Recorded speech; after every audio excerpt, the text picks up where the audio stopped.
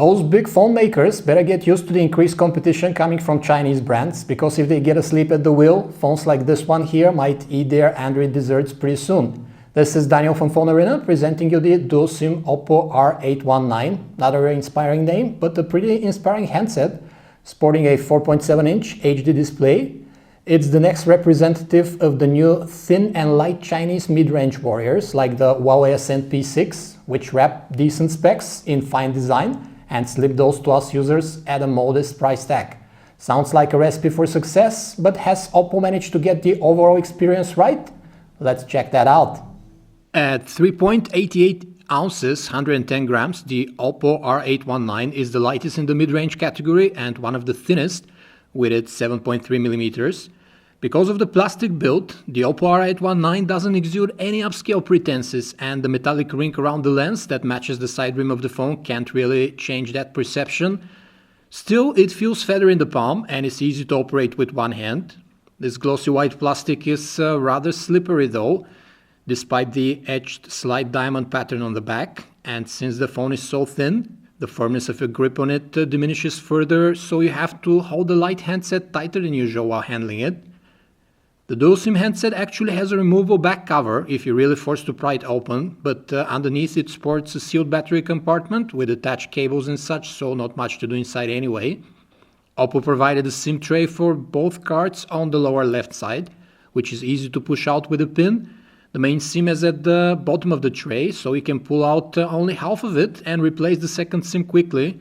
It is not hot swappable though, and the phone prompts you to reboot. Unfortunately, the maker couldn't find place for microSD slot as well, so you'll be stuck with the phone's 16 gigs of internal memory.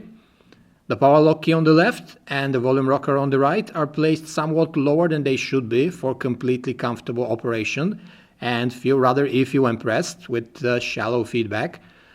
We found no issues with the response of the capacitive navigational keys underneath the display. The 4.7-inch IPS LCD panel sports 720 by 1280 pixels of resolution, which bring about a very good 312 ppi pixel density, so you'd be hard-pressed to wish for something more in that department.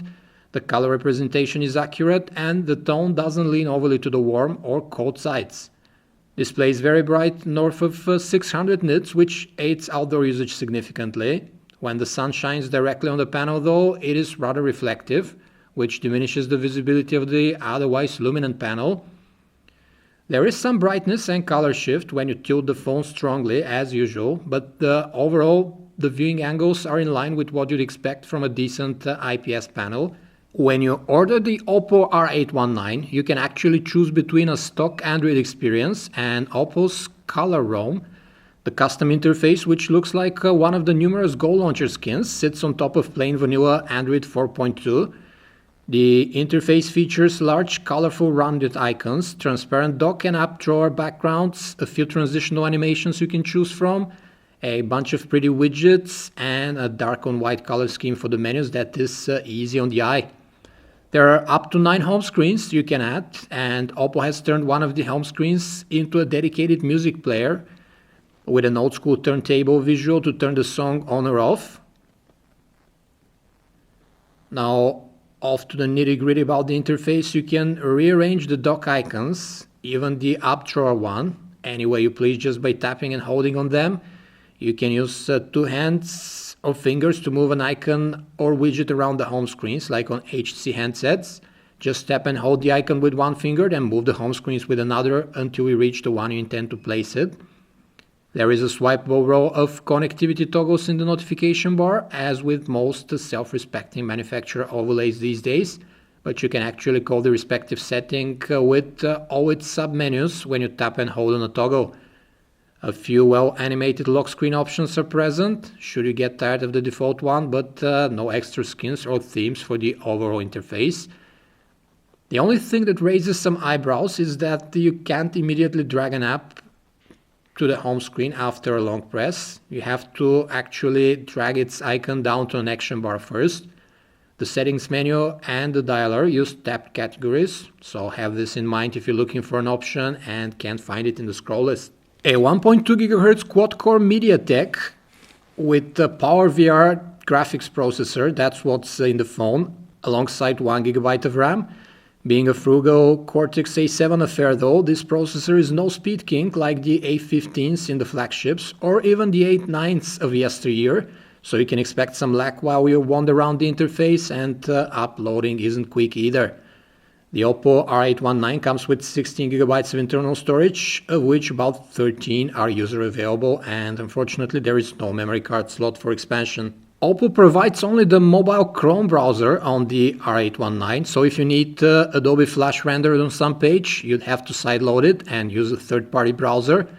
Rendering pages is relatively swift, but scrolling and panning around feels a bit choppy at times, and text reflow doesn't always nail the right column to fit from the first try.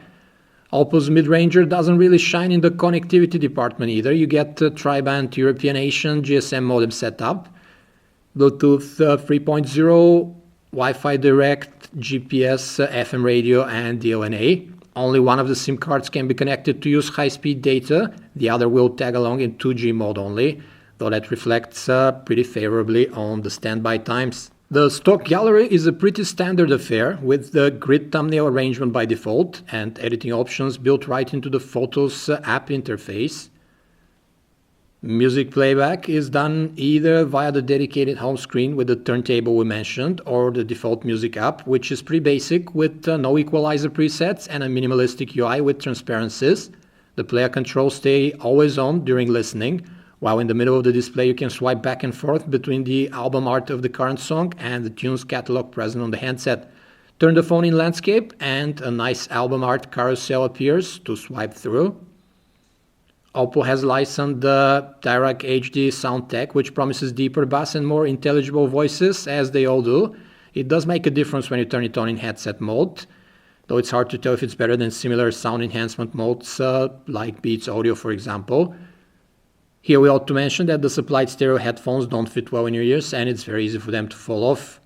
The loudspeaker is also of average quality, strong enough, but with rather thin sound.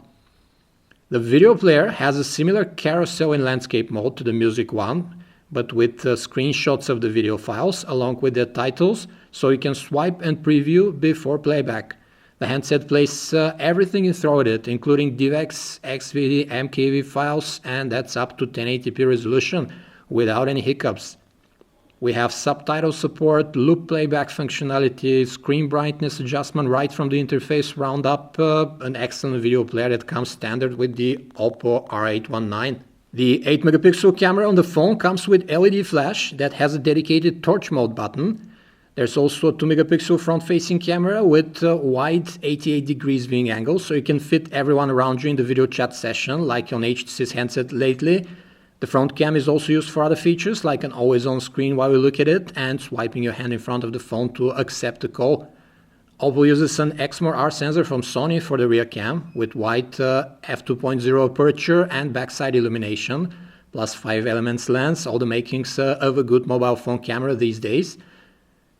The camera app opens with sufficient speed and the phone focuses quickly. Plus, shot times are very fast. Oppo claims 0.6 seconds, and we can attest that seems to be the case, perhaps thanks to the dedicated image signal processor.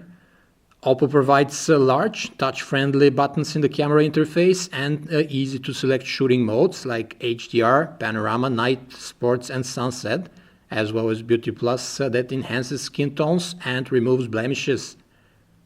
We also get the pictures and video shutter buttons on one screen, saving us the switch from one mode to the other.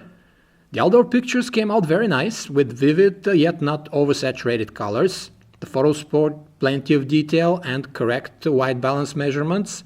The exposure algorithms are also balanced with only slightly overexposed bright areas here and there.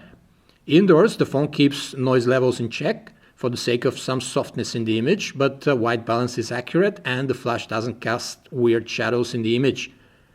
Video is captured with 1080p resolution and smooth 30 frames per second without visible artifacts, and the phone is quick to adjust the exposure while panning it around. Noise levels, however, creep up significantly in low-light video capture, though the footage still stays at fluid 30 frames per second. Those SIM handsets seemed as an afterthought until recently. That's why we are glad the Oppo R819 finally delivers this functionality in a well-designed mid-ranger with good specs and acceptable performance. It sports compact chassis, good call quality, very bright HD display, and fine camera, all for about $350 or €270 unsubsidized. There aren't major gripes with the handset, save for the sluggish chipset, and there's hardly a match in the dual SIM universe for its specs and price, except the version of Huawei Ascend P6 with 2 SIM cards. That same handset is Oppo's phone main competitor, as it features svelte premium design for a tad higher price, but its camera quality is inferior. We can also chalk off the LG Optimus F7 as a direct competitor, if you find no need for a second SIM slot, as it has similar specs and price, albeit with a larger battery. The Sony Xperia ZR can also be put forth, though it will run you more and doesn't come with such a thin compact design like this one here. All in all, if you're looking for an affordable Android mid-ranger with dual SIM abilities, the Oppo R819 is hard to beat right now. This was a video review of the Oppo R819 from PhoneArena. For more information about this and other handsets, you can visit us at PhoneArena.com. Thanks for watching.